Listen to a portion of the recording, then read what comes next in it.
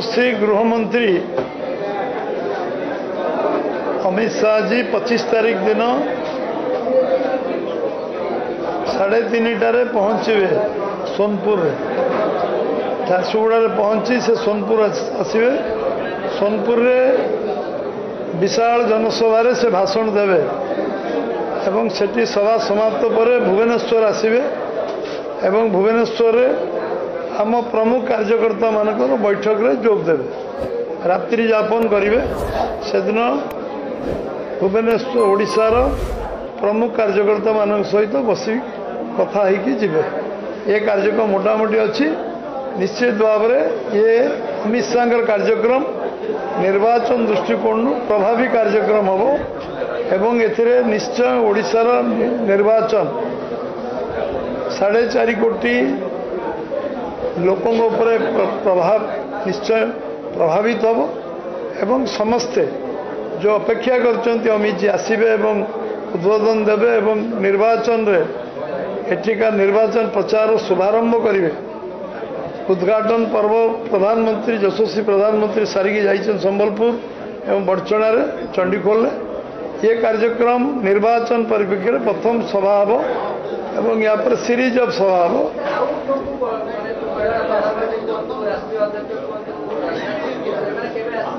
समस्त कार्यक्रम स्थिर हेले आपन को ठीक समय जन दिज्व। बर्तमान अमित जी समय और तारीख आस जाइए।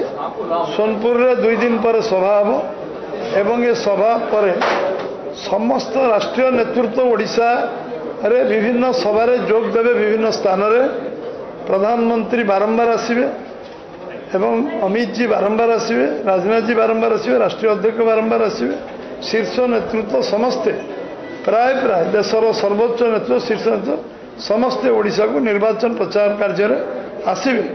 तारीख धार्य होला पर आमे आपन को सब तथ्य जोगे।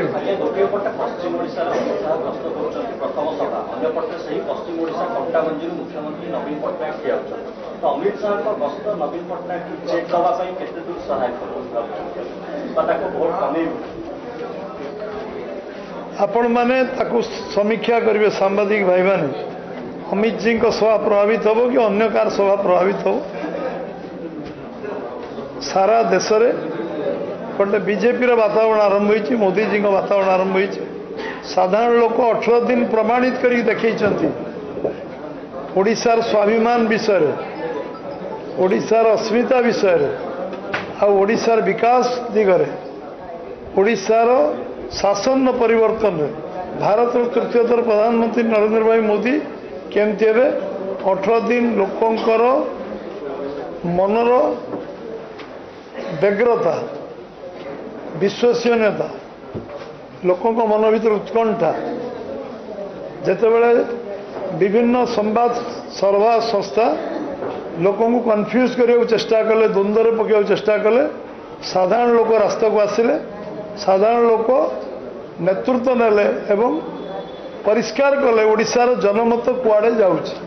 ओडिशार लोक जो दायित्व नहीं अमित शाह आज आसला पर से लोक मान मन में केते उत्साह सृष्टि हो, उद्दीपना सृष्टि हो, उत्प्रेरणा सृष्टि हो। ओडिशार लोक नैतिकता अच्छी, एटी राजनीति व्यवस्था लोक चाहूँगी, एटिकार गणतांत्रिक व्यवस्था लोक चाहूँगी।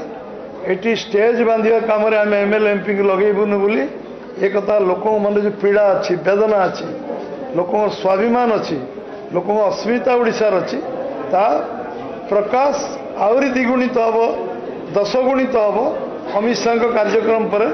ये कथा स्पष्ट 18 दिन लोकों मन रे जो असंतोष थिला तार विस्फोरण हो सारी।